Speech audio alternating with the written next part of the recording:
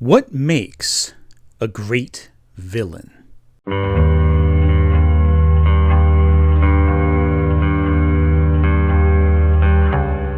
If anyone actually had a real answer to that question, and a formula you could follow to make evil great, we'd have nothing but bangers. Every book, film, video game, anime, hit after hit after hit. But we simply don't have that formula.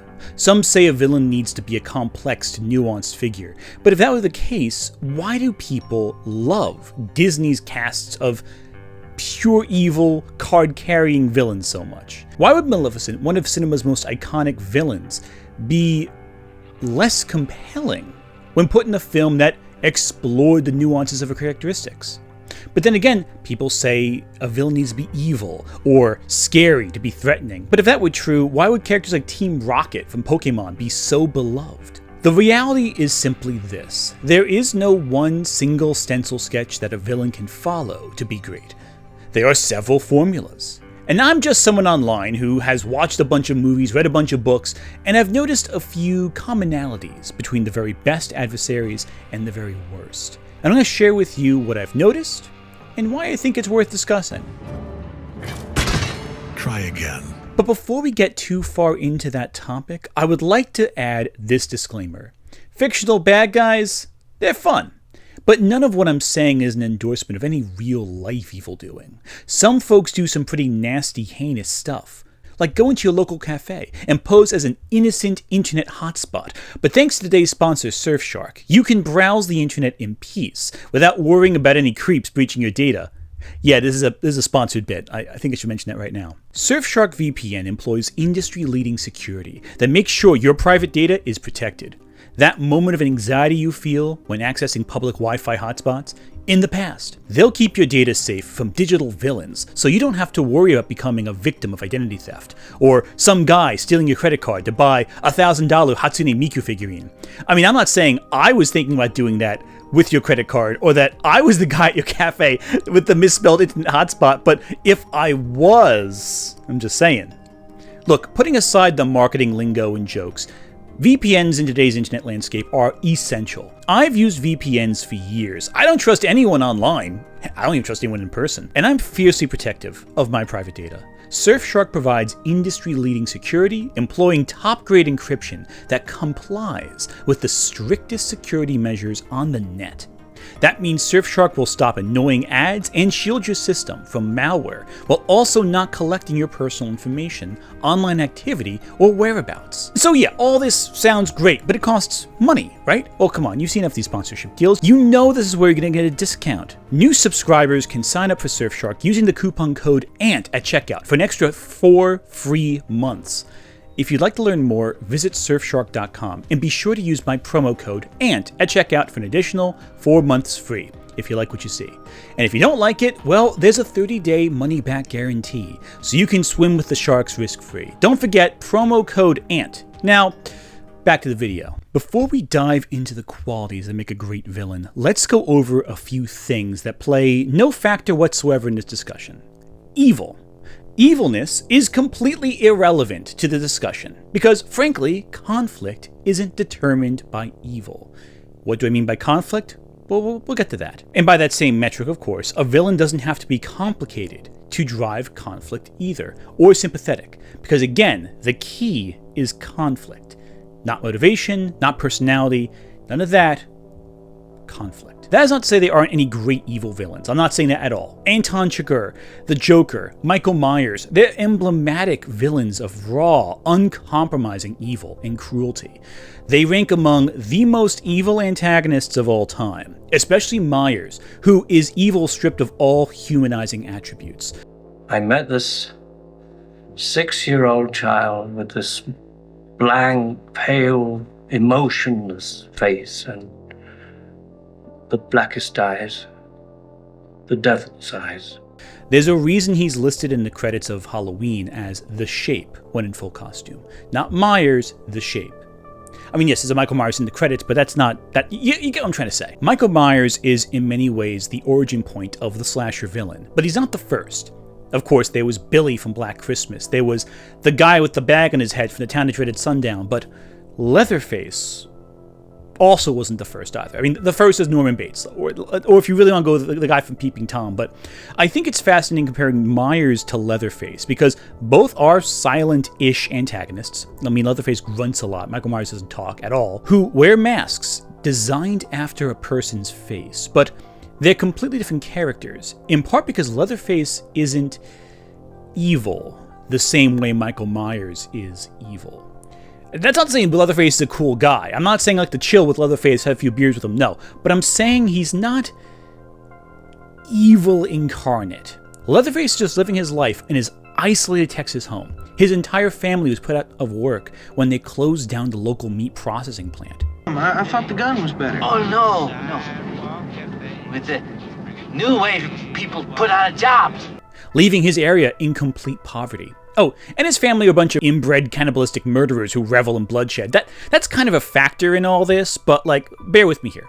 His brother, the hitchhiker from the first film, digs up a bunch of bodies to do things with, which draws in tourists, as you do, who want to check up on the condition of their loved ones and make sure that their remains aren't being mistreated, we'll say.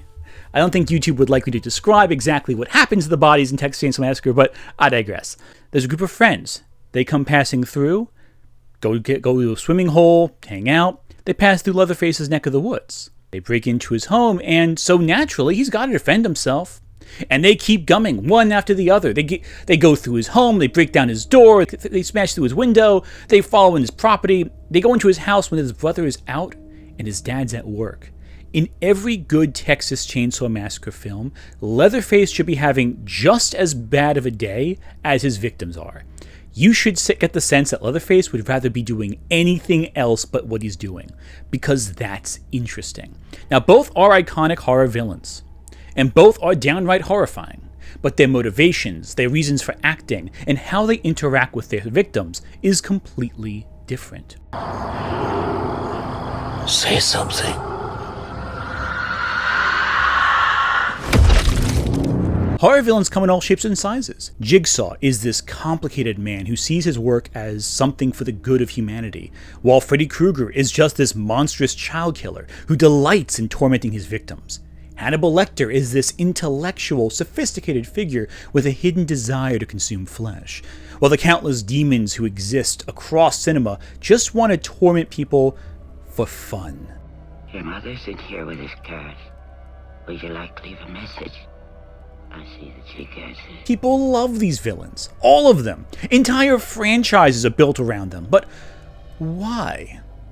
If we went by the metric that evil was the key draw to a good villain, it wouldn't make any sense why Hannibal Lecter would be just as popular as Freddy Krueger. It's important to note that these villains all do have one thing in common, which is the one commonality this entire video is going to be built around: constant conflict. In order to be scary, there needs to be a constant fear that the characters will not survive. It's consistent. It doesn't let up. This means that villains have to be ever present throughout the whole film. It's something that they can't really escape. And even if you do laugh at the villains, like with Freddy, Chucky, or hell, Art the Clown, that humor comes in the face of the horror. It's a brief relief to break the tension, but not the sense of conflict, because that conflict brings you right back into the tension right after the laughs stop. This is the most important element in telling a good villain story: conflict. Horror just makes it most readily apparent, but other pieces of media do this as well. There are 6 types of conflict in media. This is something you probably were taught in your high school literature class. Were you paying attention to this? Because if so, you can skip past this point. But if you need a refresher, there are 6 types. Character versus society. Character versus nature. Character versus the supernatural. Character versus technology. Character versus self. And character versus character. And all these conflicts can have a singular person who personifies the conflict. Yes, even against the self. We'll get into that. Did you have fun? Did you get everything out of your system? But notice that none of these conflicts are character versus evil. Because evil isn't a prerequisite for a conflict. It's something more nebulous. It's a motive, perhaps, or a worldview. But it's not something that drives conflict. A good villain should always drive conflict, and an evil villain can do that, but a great villain works within those frameworks, or multiple frameworks, to ensure that conflict remains ever present in the plot. The more conflict this villain is centered within, the more compelling they are to the audience, in ways that you may not consciously notice, but your brain does. This is something you found in your high school literature class, right? You've heard this lesson before, this discussion, this lecture. Well, let me tell you this. You've heard it in your high school literature class because it's all over classical literature. Open up your literary textbooks, please, to page 342. Character versus nature? They'll point you to The Old Man in the Sea or Moby Dick. Character versus supernatural? Well, Faust, Dracula, Ovid's Metamorphosis. Character versus technology? Frankenstein or Upton Sinclair's The Jungle. Character versus society? 1984, Brave New World. Or the works of Jane Austen, interestingly enough, her works are entirely neoclassical and they're more focused on the economic factors that affect families more than romance. It's kind of a weird thing how we look at them as romantic novels when at the time they're neoclassical. I'm getting sidetracked. I'll do a Jane Austen video another day. If you want proof that conflict is what makes a villain interesting, more than motivation or any of that, look no further than the bard himself, William Shakespeare. Yes, we're going to talk about Shakespeare. Now, gods, stand up for bastards. Every Shakespeare villain, and of which there are many great villains, are defined by these larger-than-life actions, grandiose speeches. They're figures with goals. They often experience these great falls in parallel to their heroes, or if it's a comedy, they just fall from grace. Or if it's Richard III, he just, he's the best character in the play. Richard III's a nod play. He's the only character who's worth discussing in Richard III. I'm getting sidetracked. And therefore, since I cannot prove a lover, I'm determined to prove a villain and hate the idle pleasures of these days. To name an example, by all accounts, Claudius from Hamlet is a good king. He just happened to murder his brother, Hamlet's father, and then marry his brother's wife, Hamlet's mother. And Hamlet wants revenge. But on paper, the motivation is very simple. Claudius wants power. Yes, he rules with authority. In fact, Hamlet may undercut Claudius's successful rule, to the detriment of his own people, if you read into the text that way. But it doesn't change the fact that he did something bad, and Hamlet wants revenge. On paper, these characters don't really have a lot of motivation, however, or they have very simple motivation. These characters might seek power, or wish a people or person's harm. Iago, famously, is asked by Othello at the end of Othello, why did he do anything? Why did Iago do all this scheming to destroy Othello's life? And Iago laughs. Rather than answer, he vows to never speak again. And he doesn't. In my opinion, one of Shakespeare's most compelling villains, in terms of motivation, is Shylock from The Merchant of Venice. He's a Jewish man who takes up the only job available to him in Venice at the time, which was offering loans. This was a historical precedence that a lot of Jewish people were not allowed to take jobs that a Christian could take in the time, and they were left with jobs that were undesirable. They were treated miserably by the populace. He is asked for money by the titular merchant, Antonio, a man who constantly belittles Shylock because of the circumstances of his birth. And Shylock obliges. He gives him money, but he offers a cruel penalty should Antonio fail to pay. If Antonio doesn't pay what he owes Shylock, Shylock will take a pound of his flesh. But Antonio does not pay his debts because of circumstance, and so Shylock comes to collect. Now, I do want to emphasize right now that discussions of Shylock as an anti-Semitic stereotype, when centered on the text itself, there's very little defense. Shylock is presented as a typical anti-Semitic stereotype of the moneylender. What makes it worse, though, is he is forced to convert to Christianity at the play's end, and this is seen in the context of the play as a happy ending, as a good outcome. Of course, obviously, anyone being forced to change their religious beliefs based on a legal precedence by a Christian majority, not exactly the best ending, but for Shakespeare's time, that was seen as a positive. Of course, most productions of the play now try to frame that in a very different context, trying to frame Shylock's arc as a tragic one. However, no matter what apologists may say, Shakespeare probably did not intend on Shylock being a sympathetic character.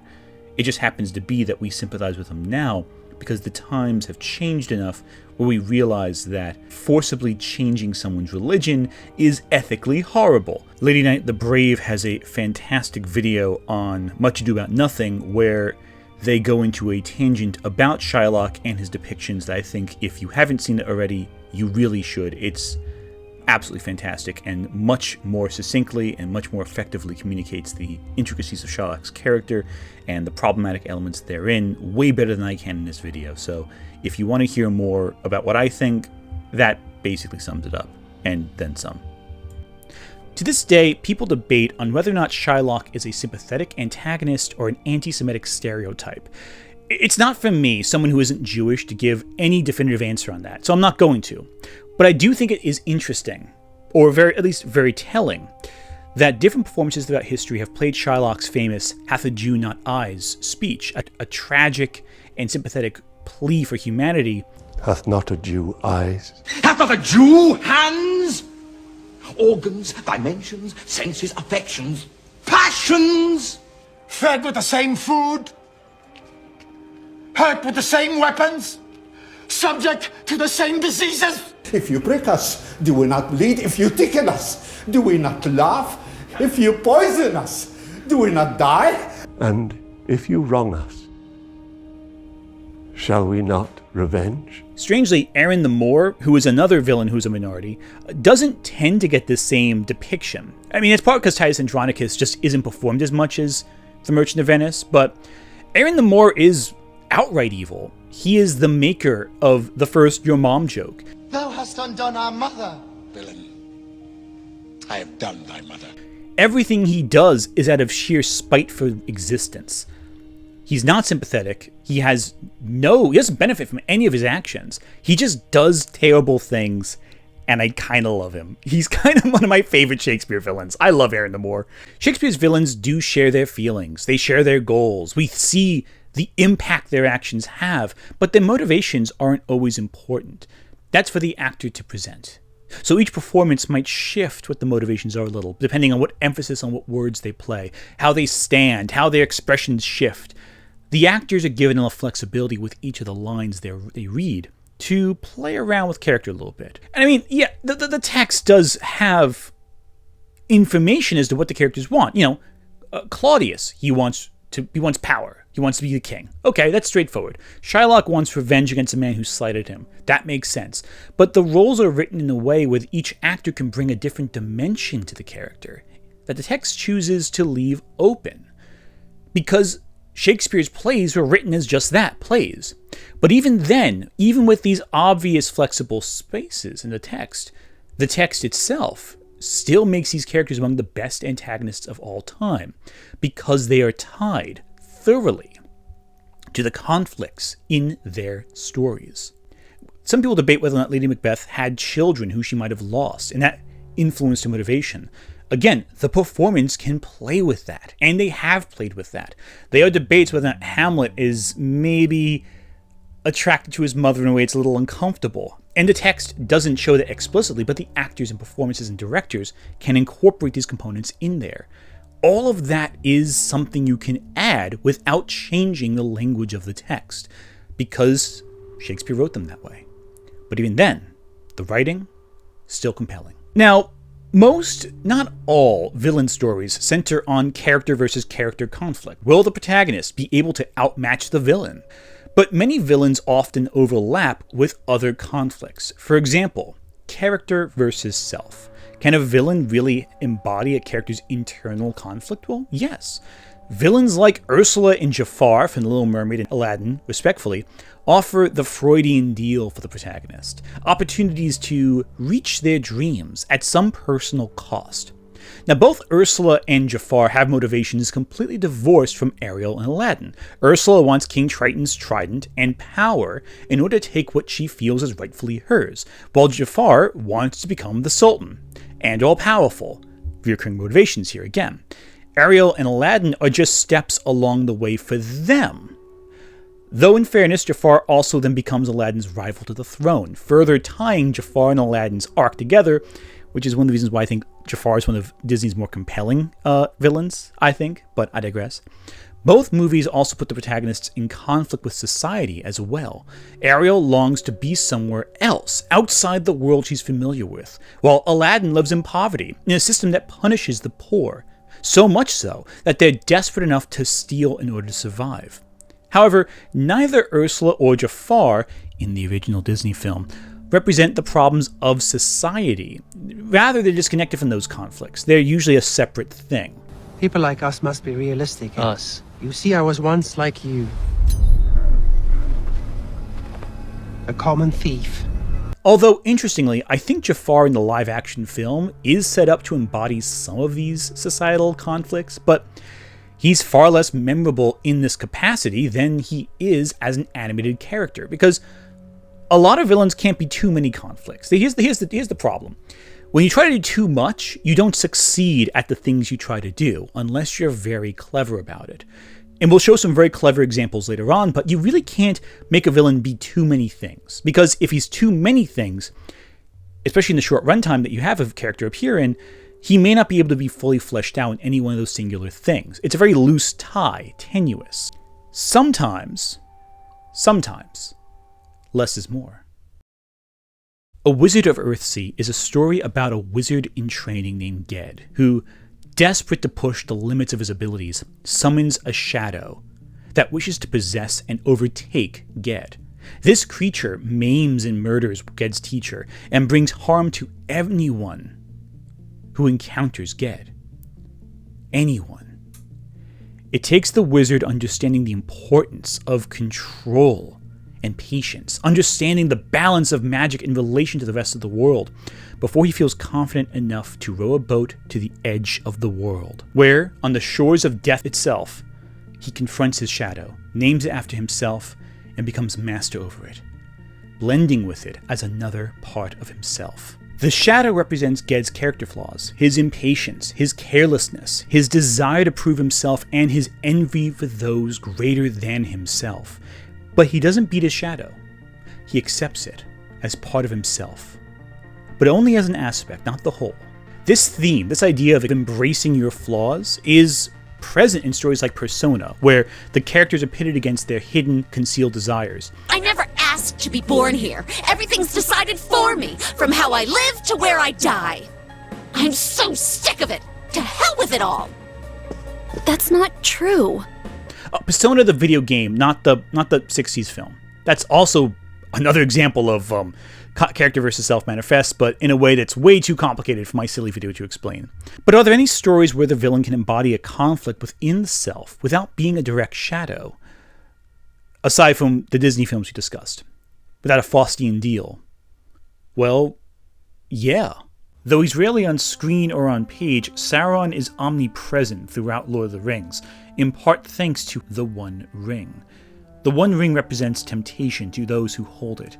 It corrupts and influences them from within, turning their desires and ambitions against themselves. It becomes addictive like a drug, to the point where Gollum is unable to even imagine a world without his precious in it. He hates and loves the thing all at once. In this sense, Sauron is a big threat in Lord of the Rings, not only because of the external threat he poses, coming to power, his army, etc., but also the temptation that he forces the characters to confront. And while other characters experience the confrontation and conflict in forms of armies and battles and what have you, Frodo and Sam experience it through the internal machinations of temptation. Sauron exists, therefore, as purely internalized conflict, a threat within Frodo's mind, one that we can see can destroy and corrupt, as is the case in Gollum. It's a very peculiar, very sad situation where even the most noble of men are brought to their knees by Sauron's influence, such is the case with Boromir. But there are other cases where the character doesn't just get into the minds of the person, they, well, spur on negative growth. 人は思い出を忘れることで生きていける。だが決して忘れてはならないこともある。ユイはそのかけがえのないものを教えてくれた。The main villain of Neon Genesis Evangelion is not Gendo Ikari. Sele is the organization pulling the strings, and the angels are direct monster of the week threats. But if you ask anyone who watched Eva who the bad guy was, they'd probably say Gendo. We hold all the tiles, all the winds and dragons. There is nothing they can do.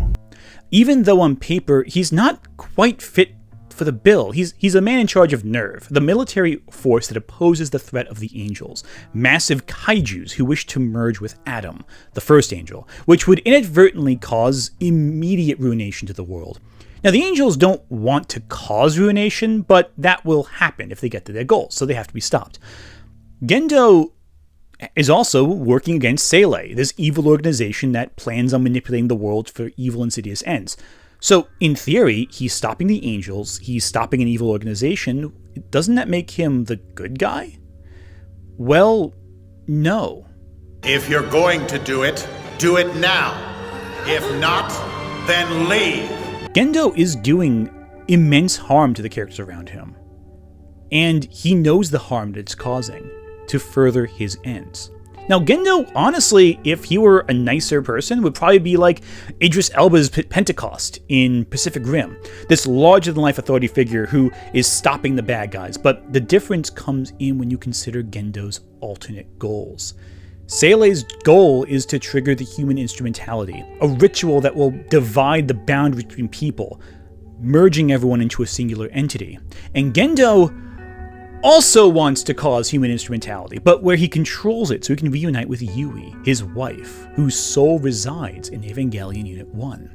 But to do this, he needs to manipulate and hurt everyone around him, exploiting every single person as a tool to reach one solitary, self-benefiting goal. He abuses his influence in all ways, from his position of power to sexual intimacy, to get what he wants. He even grooms Rei, a partial clone of his wife and the angel Lilith, into being a tool of his apocalyptic goals. And this results in him feeling a deep sense of shame that isolates him from the rest of society, especially his son. Both Shinji and Gendo are motivated by the fear of being hurt by others, the hedgehog's dilemma. People want to get close to each other, but that closeness can result in pain. Shinji wants to be close to his father, and the scant praise he receives from his father pushes Shinji down existential paths, forcing him to confront his own feelings of self-worth. Gendo only brings Shinji back into his life because Gendo has a use for Shinji, as a tool, as a weapon. Gendo spurs on Shinji's existential dread, representing an endpoint. Someone who totally isolates himself out of fear of being hurt by others, who uses people cynically as tools, dehumanizing others even when making love. Everyone is an end to the goal, and even when we understand Gendo's motivations, Gendo is not forgiven for his sins. He even accepts his fate with a resigned, almost passive melancholy. And now I reap the seeds that I have sown. Forgive me, Shinji. It's pretty clear what this is supposed to be. Gendo is what Shinji could be if Shinji's insecurities drove him to a dark point. This is made more apparent by the very physical similarity Shinji and Gendo have. Just shave Gendo off, and he looks just like an older Shinji. Society conflicts can also manifest with particularly cruel people in positions of authority, like everyone in Matilda's life in the book and film Matilda, especially Mrs. Trunchbull, who is just a cruel woman who outright abuses children because she can. Society turns a blind eye to her criminal actions because she's the principal of a school, but Trunchbull falls victim when it turns out she is also in a conflict with the supernatural that exists outside of society's powers. Psychic powers don't care if you're a principal, or a president, or a leader, or a father. You can't bully your way around that which you cannot touch. And interestingly, many villains are just as much of a victim of the core conflict as they are an embodiment of it. Take Steven Universe and the Diamonds. Homeworld follows a rigid caste system, where your role is determined by the nature of your birth. The Crystal Gems ultimately fight for self-determination, breaking free of these roles that are assigned to the characters at birth to become whatever they want to be.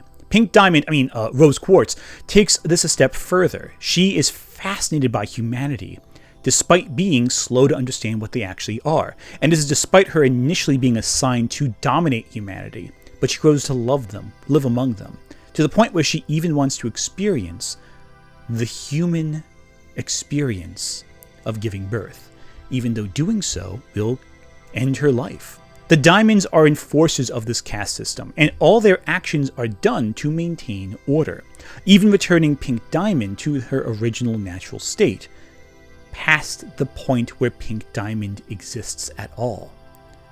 They deeply love Pink Diamond, and project their feelings for her onto Steven, because they do not respect that Pink Diamond is gone and her death has given birth to Steven.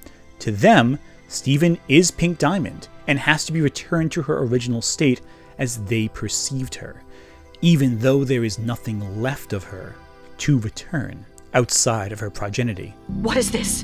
Where is Pink? She's gone. Obviously, this layers multiple conflicts together, in particular Steven's internal conflict understanding who he is, his relationship to his mother, and why people would ever want to be invested in him.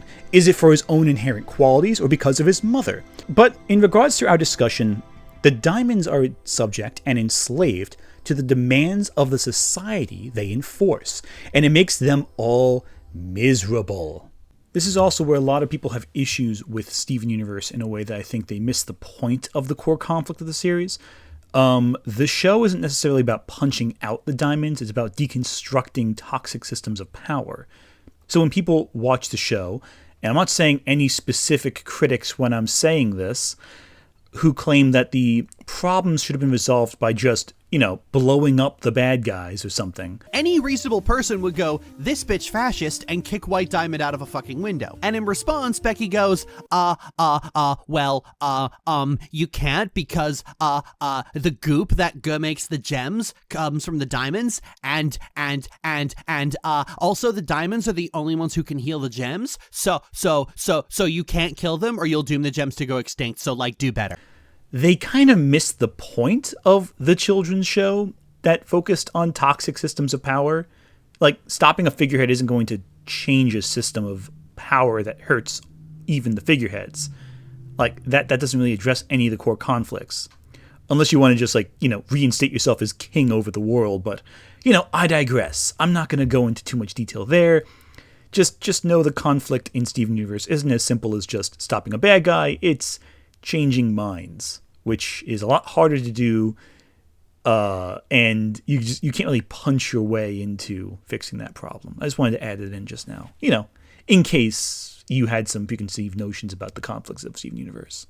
Another interesting example of a villain, who I'm kind of squeezing in right here, is Kefka from Final Fantasy VI. Kefka doesn't really become the main antagonist in the game until the halfway point, where he usurps the plot in a glorious fashion by accomplishing his personal mission, bringing ruination to a world he sees as meaningless.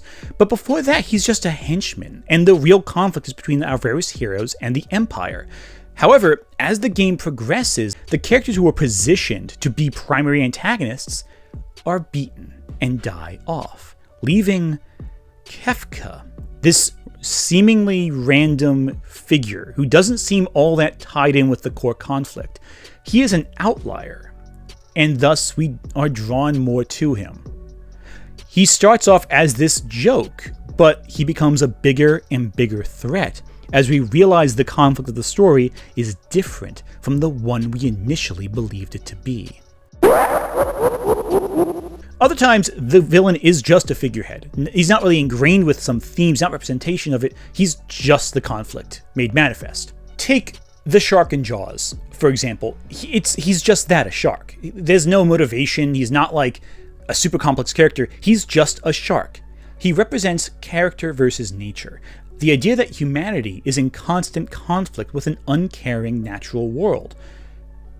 Because he's a shark. He just wants to eat food. That's it. Meanwhile, something like Jurassic Park takes the conflict of Jaws and overlaps it with both a character versus character conflict and a character versus technology conflict. In fact, it combines several other conflicts as well. Yes, the dinosaurs are the problem. They shouldn't be here. They're extinct, and people brought them back, and now they're just going about doing dinosaur things, and we're kind of stuck in the middle there. But InGen is what creates the dinosaurs, using technology they shouldn't have access to, because they don't know or understand the ramifications of their action. Our scientists have done things which nobody's ever done before. Yeah, but your scientists were so preoccupied with whether or not they could, they didn't stop to think if they should. Again, much like Ged and Earthsea, everything that goes wrong in Jurassic Park, especially in the first movie, is due to Dennis Nedry's corporate espionage against John Hammond. So we have a couple conflicts. We have the creation of the dinosaurs, character versus technology. We have the survival against the dinosaurs, character versus nature. And we have corporate espionage, which is character versus character conflict. And these three conflicts, only one is really the thing that people talk about, and that's where the people have to survive against the dinosaurs. Everything builds up to the last half of the film, the last half of the book, where it's just people trying to survive as dinosaurs are running amok. But that's because these three conflicts integrate and build until Rexy can break free of her electric fence and wreak havoc. Then we have what we came here for.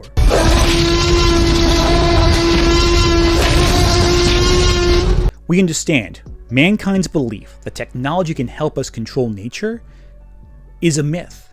Nature is this massive, uncontrollable thing, made even more clear by one of the spurring actions of the plot, the big storm that hits the island. There's something always bigger we can't manipulate. All the systems go down because that big hurricane's blowing through, and there's nothing anyone can do about it. You can't outfight nature, or outsmart, as in the case of the raptors. But no one is going to call the T-Rex or the Velociraptors villains, they're just animals. So does that make Nedry the villain? Well, he's a pretty lame villain if that's the case, because he gets offed by a dinosaur in the middle of the film.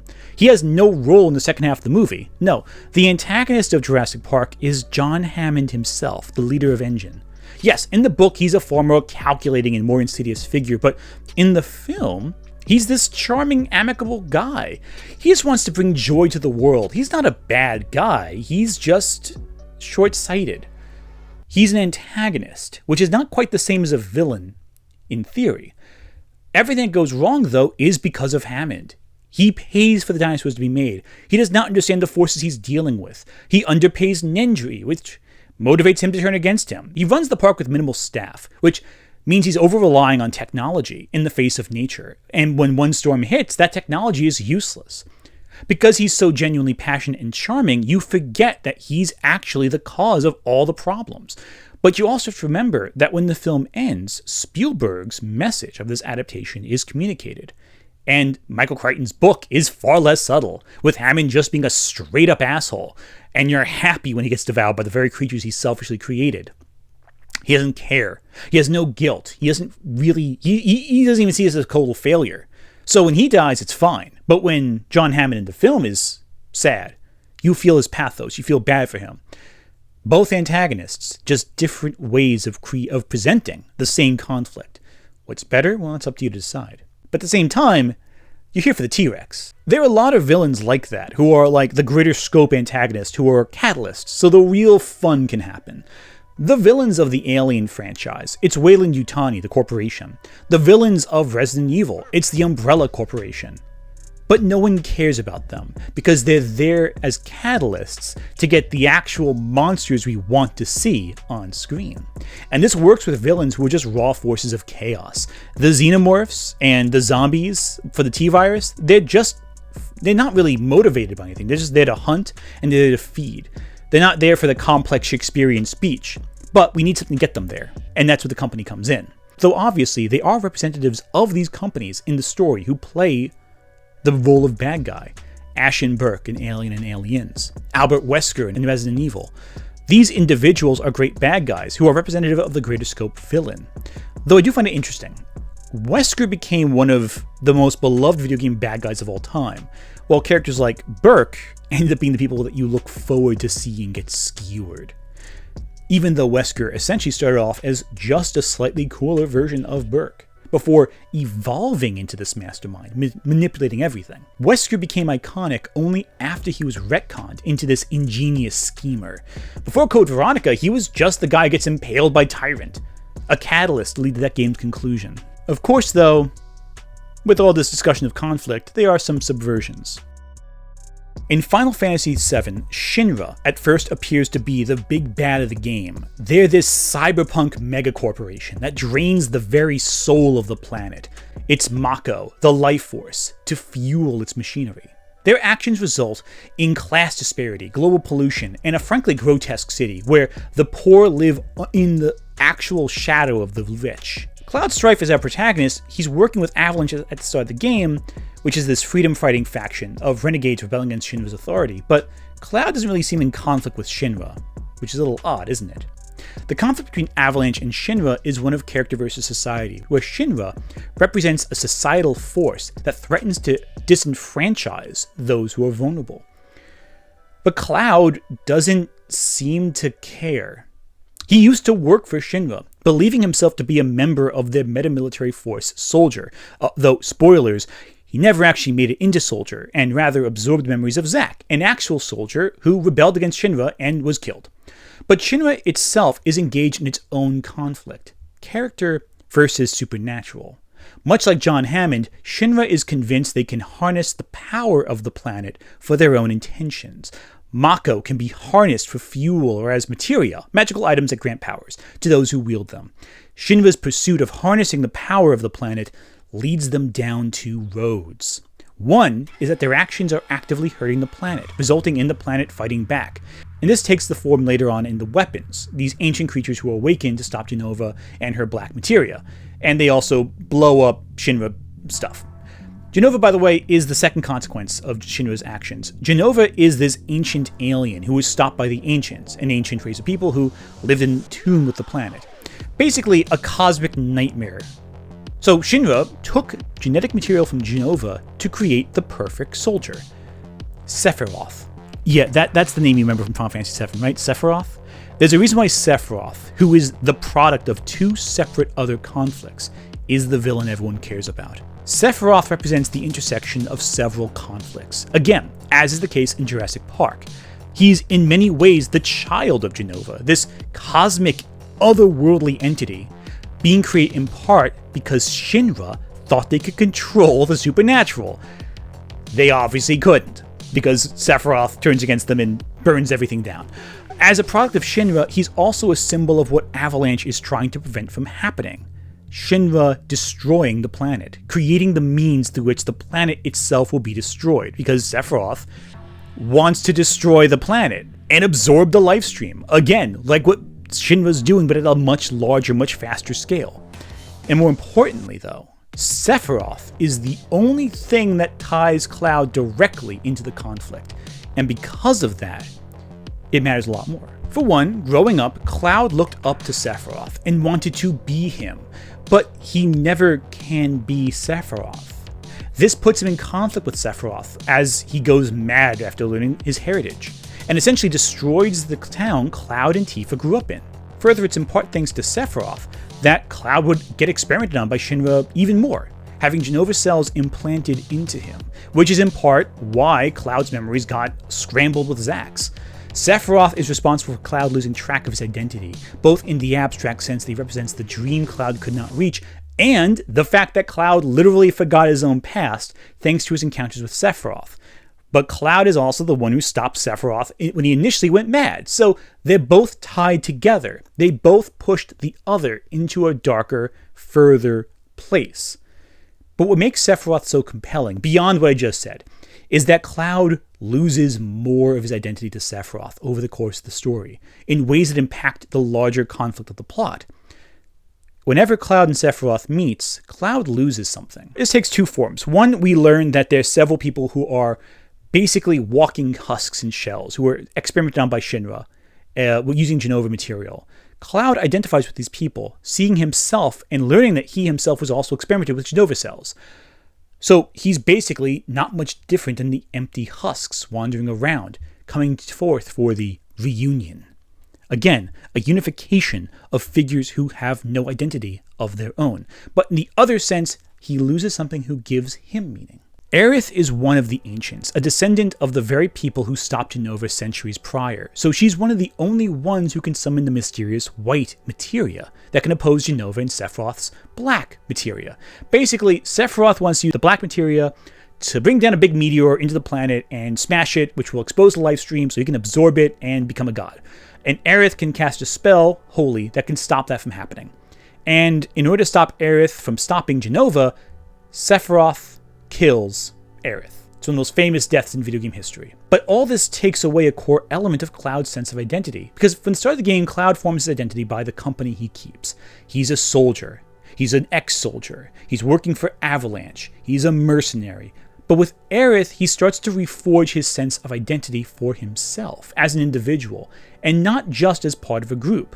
And though he is defined by his friendships, he is also now defining himself by his actions, drive, and desires. What makes Aerith's death such a catalyst for Cloud backsliding is that he loses sense of identity even as his friends hold on to him, because someone who gave him identity is now gone.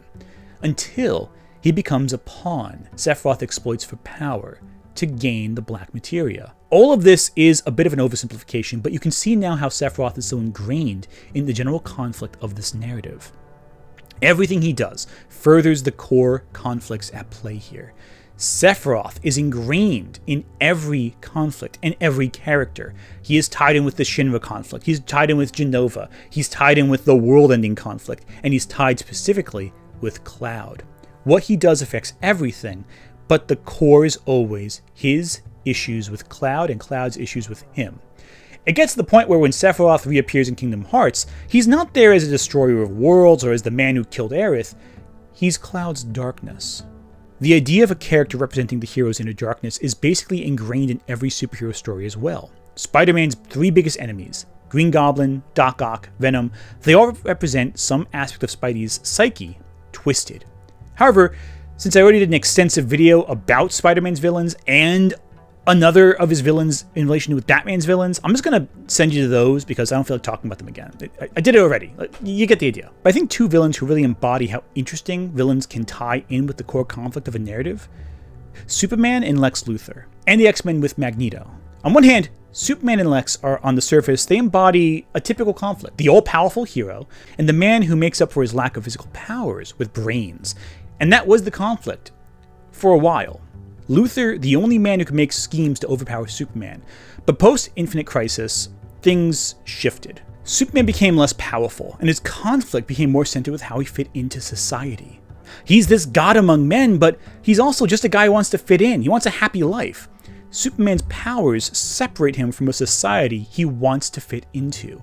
And Luthor is society. He's the head of a massive corporation. He's the president. He's extremely wealthy. And he feels threatened by Superman because Luthor wishes he could be Superman, a god amongst men. Luthor sees Superman as an existential threat to his power and authority because for all the money he has, he'll never be as powerful as Superman. And thus, Luthor convinces himself that Superman is a threat to the greater whole of the planet, despite all evidence to the contrary. Luthor sees himself as a hero, Prometheus bringing fire to man, but his reality falls far, far short of that. Tell the truth. Doesn't his very existence diminish you? Diminish us all? In a world without Superman, the unattainable Lois Lane might have noticed good old Clark. Next to Superman, even Lex Luthor's greatness is overshadowed. In order to reach his goals, Luthor will work with people like the Joker, the entire antithesis to society, because though they're both polar opposites, they both have a very particular goal: destroy one person they're really obsessed with, who they simultaneously idolize and loathe. That's Luthor. But Magneto? A little different. The X-Men and Marvel protect the very people who hate and fear them. Again, I've made multiple videos about this. You can watch those for more details. But to make a long story short, Magneto exists as the flip side of the X-Men's conflict. The X-Men fight to protect humanity even though they hate them. Well, Magneto goes, well, you know what? Fuck humanity. They suck and don't deserve us. Magneto is an interesting antagonist because, again, he's a character who is engaged in the same core conflict the X-Men are, but comes in conflict with the X-Men as well because of his reaction to that same conflict. He has a different solution, a different outcome, and that puts him at odds with people he can work with to further their collective ends. It's for this reason that there's a secondary conflict with Magneto. Will Magneto work with the X-Men or against the X-Men, against the greater threats to mutant kind? All those years wasted fighting each other, Charles. To have a precious few of them back Villains who are not diametrically opposed to their protagonists are fascinating. Griffith in the Golden Age arc of Berserk isn't Guts' enemy. Guts eagerly works with Griffith as part of the Band of the Hawk after they have their initial fight. But he is still an antagonist even at this point, creating an interpersonal conflict that forces Guts to reevaluate what he wants in society. It doesn't help that the military conflict that the Band of the Hawk fight in the Golden Age is way less interesting by design to the inter-character conflict, but I digress. Griffith is a man with ambition, while Guts has coasted through life without a goal. Well, not coasted, he's worked his butt off. He's worked harder than anyone in the world, but he's kind of drifted. He doesn't really have a distinct end spot. Presumably, he'll just keep fighting wars he doesn't really care about until he dies in combat. But Griffith gives him purpose, and Guts comes to love Griffith, but he realizes Griffith doesn't respect anyone who doesn't have a goal of their own. The man who would be my friend must have his own reason for living. Beyond me, he must be equal to me in all respects. And so Guts tries to find that goal and doesn't realize that Griffith fears losing control of any of the people he has in his possession. This spurs growth in Guts until he finally moves away from Griffith. But Guts leaving Griffith casts Griffith into a downward spiral, which then leads to the Black Eclipse and cements Griffith as the main antagonist of Berserk. Now, there are a lot of villains I can talk about from here on out, but I've avoided mentioning one villain, who I see as the single greatest villain in... one of the single greatest villains in history. Maybe not the most, but he's up there. And not enough people talk about him. 終わり。終わりってなんだろう? A noble doctor is brought a patient, a young boy, shot in the head by his sister. This doctor works tirelessly to save this boy's life, even when a more urgent case comes in, and the doctor, through hard work, saves the boy. But it comes in a price. He can save the boy, but he can't save this other patient who came in, who happens to be a mayor. And in this scandal, the doctor is stripped of his titles, and he has no chance of ever being promoted. The doctor vents his frustration near the unconscious boy he saved, and strangely enough, the next day, all the people who punished that doctor die. Years later, the doctor learns that the boy he saved has grown up and has become a complete and utter monster, tormenting people by stripping them of everything they hold dear and driving them into a despair so deep that the only way out is oblivion. This is the plot of Naoki Urasawa's Monster, and the boy in question is Johann Liebherr, arguably the most compelling villain in any manga or anime I have ever read or seen. And while we learn Johann's past, none of it explains how he turned out this way, when his sister Nina experienced everything Johann did and turned out to be a caring, loving person.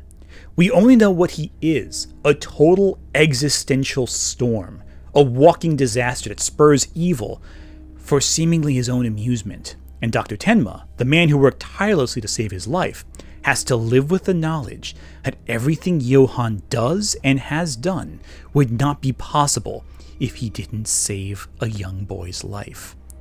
Johann is a standout villain.